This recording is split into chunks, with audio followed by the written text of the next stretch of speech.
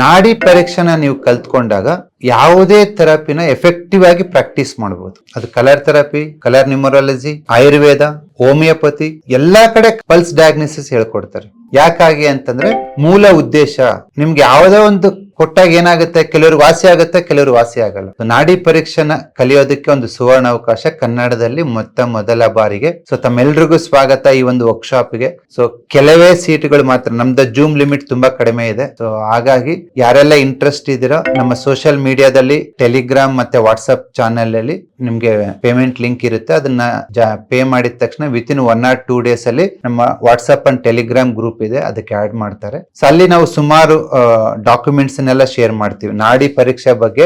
ಇಲ್ಲಿವರೆಗೂ ನಾವೇನ್ ಡಾಕ್ಯುಮೆಂಟೇಶನ್ ಮಾಡಿದೀವಿ, ಕೆಲವೊಂದು PPTs ಇರ್ಬೋದು, ಕೆಲವೊಂದು ಬುಕ್ಸ್ ಇರ್ಬೋದು, ಅಂದ್ರೆ ಸಾಫ್ಟ್ ಕಾಪಿ.